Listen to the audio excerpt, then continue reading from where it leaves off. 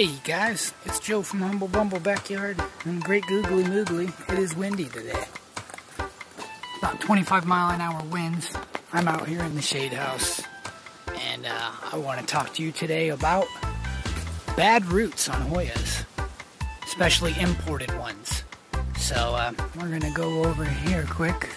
I'm going to show you good roots first. See these in there? Nice and spread out around the cup. There's some more you can see. And these are grown in Lake Coco Core, charcoal, pumice, mix. But this one right here is Solo Easy. Right here, you can see it's kind of got wrinkled leaves. And there's no roots around in there. And this has been in here for a month. So we're going to take this in and investigate further. Find out why this isn't taking up water, and I'm going to explain some stuff about importing Hoyas and things you might notice and to look for. Alright, see you there soon. Guys, Joe, I'm back here now inside. Brought the Hoyas with me. I want to show you all the stuff now.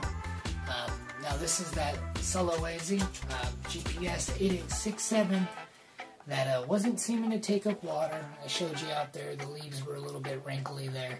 And now I've already taken these out, and I trimmed up the original old little root on here. You can see this guy there.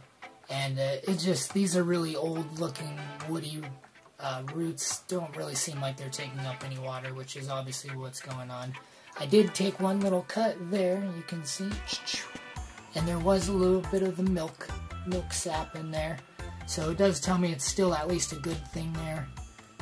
Some good root, but what I'm going to go ahead and do is I'm going to cut it up above this node. And it won't have any roots, but it will soon, so we're going to cut it there. I cleaned these with alcohol first. Now we've got a nice new stem to start with. There's milk sap dripping from it there.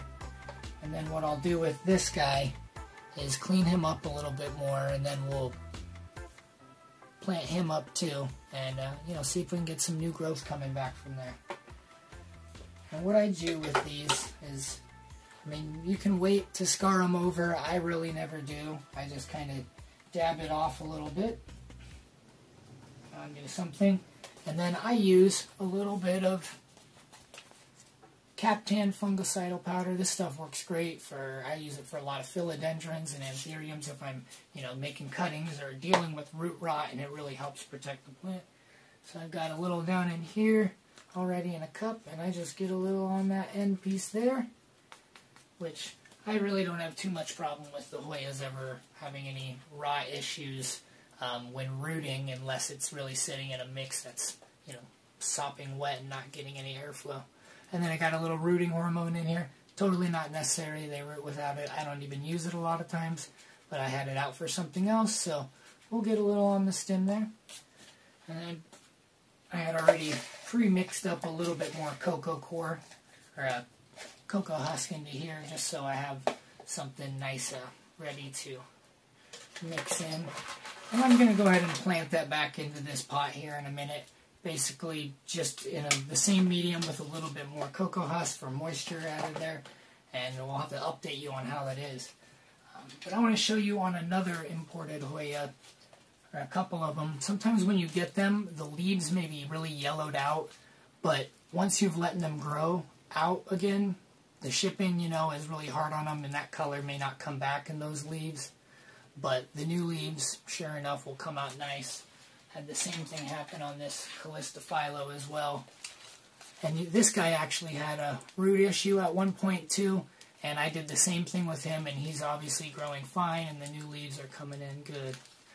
But I just wanted to talk to you guys a little bit about something you might run into if you're importing Hoyas, what to look for.